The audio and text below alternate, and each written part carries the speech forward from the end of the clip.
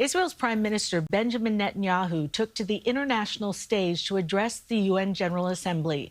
But he was faced with a mass walkout during his speech as dozens of delegates from different nations decided to leave the room. There are also protests around the city like this one that started in Times Square.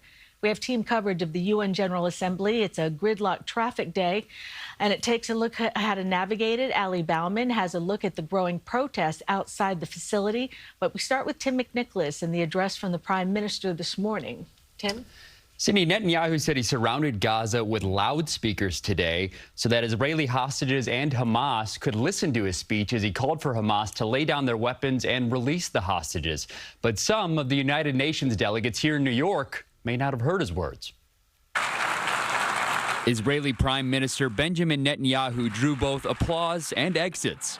Please, order in the hall. As dozens of delegates walked out of the United Nations General Assembly Hall after he took the podium nearly 2 years after the October 7th attacks.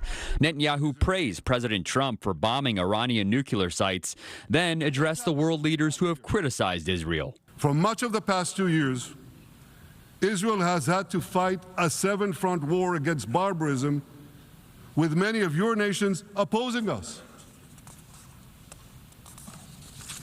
Astoundingly, as we fight the terrorists who murdered many of your citizens, you are fighting us.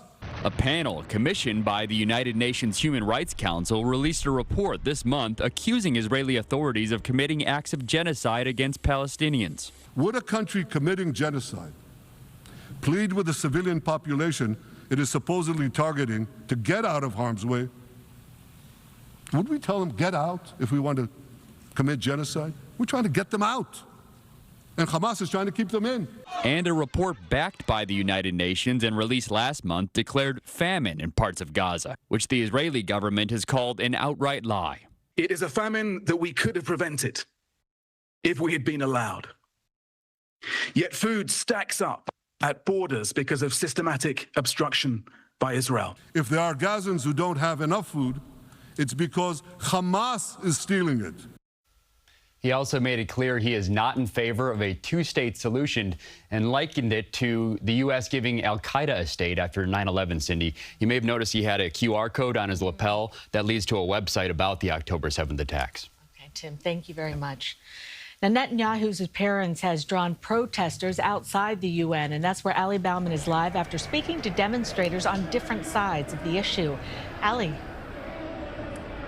Well, Cindy, the crowd of protesters are stopped here just outside of the UN. They walked over just within the past half hour, temporarily shutting down the street. And as you can see behind me, there is a very large NYPD Secret Service law enforcement presence here, keeping the scene under control. Now, earlier, the thousands of pro-Palestinian protesters gathered in Times Square this morning, marching through Midtown, calling Prime Minister Netanyahu a war criminal as he addressed the UN. We spoke to one Palestinian American out here who says her family in the West Bank has no food to put on the table.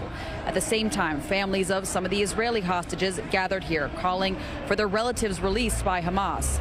We spoke to one former hostage who was held in captivity for 55 days. Her partner still there.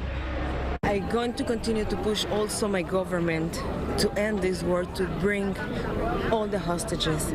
But we need to be sure that if we get the end of the war, Hamas will be released all the hostages back.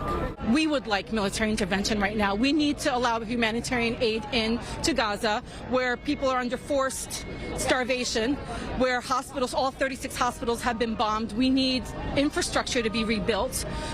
And this cannot be done unless there's military intervention.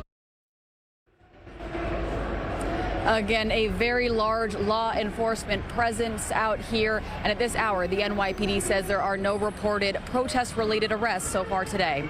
We're live on the east side. Ali Bauman, CBS News, New York. Ali, thank you. And it's another gridlock alert day. Our team coverage of the UN continues with a look at traffic from Guy Stanier.